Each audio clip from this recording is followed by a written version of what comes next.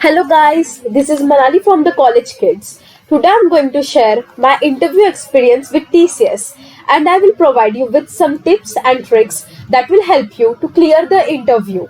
I appeared for the TCS campus placements last year, that is in the year 2019, and I think not much has changed in an year. We are going to discuss four major points that are vital for cracking the interview.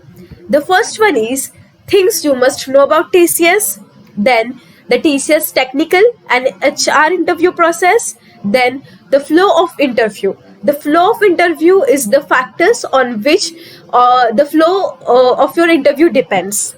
Then, how important are technical and communication skills? By the end of this video, you will be aware of all these things and it will help you in clearing the interview. So, let us begin.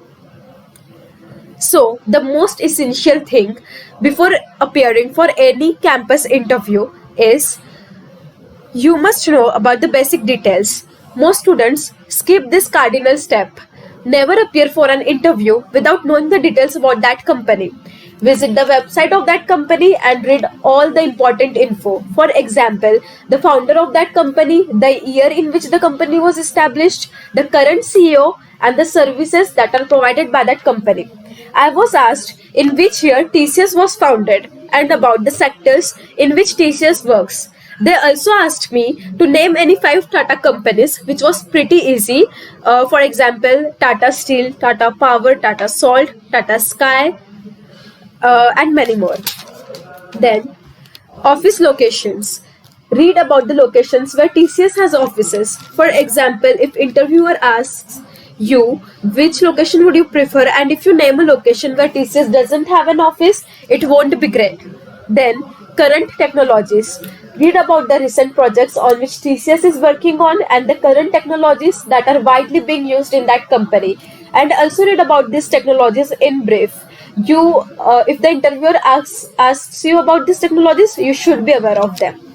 Then, the TCS 2021 off-campus interview process. So, according to the sources on internet, this year there are gonna be 4 rounds. So, the first one will be the technical interview round, next the coding interview round, managerial round, and the last one will be HR round. So when I appeared for the TCS campus placements last year, there were only 2 rounds: the technical round and the technical round and the HR interview round. I think they are going to add the coding round and managerial round, which will be the additional rounds this year. But this is not yet confirmed. I gathered this info from some sources on internet. You can read about it more on the internet. Then we are going to discuss about the details of the interview rounds in detail. Then the first one is technical interview. Technical interview is the most important part in the whole interview process. In technical interview, you are basically asked questions on technologies you have worked on and the technologies that you have read about in college. For example, C, C++, Python, Java, etc. They also ask you about basic OOPS concepts such as inheritance, abstraction, polymorphism, etc. But the major questions that the interviewer asks depend on your resume. The project and the technologies that you mention in your resume. Make sure to include only those technologies and projects you are fully aware of. 90% of the questions that will be asked will be based on your resume. Also, read about the current trending technologies such as AI, machine learning, cloud computing, DevOps, etc. You don't need to have a profound knowledge about these technologies, only a cursory knowledge is enough, but make sure that you know enough info, and if you mention that you know about all these trending technologies, it will be definitely a plus point for you. Then, managerial round. In managerial round, questions are asked to test your managerial skills. The interviewer tests how efficient or capable you are to complete the task provided on time. For example, the interviewer may give you situation and ask you what would you do in those particular situations. I would share my experience with a company of managerial round last year. So I was given a situation where they asked me that what I would do if my manager assigns me a task and I have to complete it in an hour, and at the same time there is a family emergency. So make sure you read about all these questions on the internet beforehand. All these questions might seem easy to you right now, but make sure to read about them on internet. It will be beneficial. Next, the HR round. In HR round, they ask you about basic details about your family background, about your education background, etc. They might discuss the salary with you, and it is better not to ask for a raise. Uh, if you are a fresher, then they might talk to you about the technologies you will get to work in future in the company, etc. Then, flow of interview. The flow of interview depends on only one factor. If you perfect this one factor, nobody can stop you from getting the job. And this most crucial factor is your resume. By perfecting your resume, you can literally take the control of your interview, because the interviewer will only ask questions, things that you mention in your resume.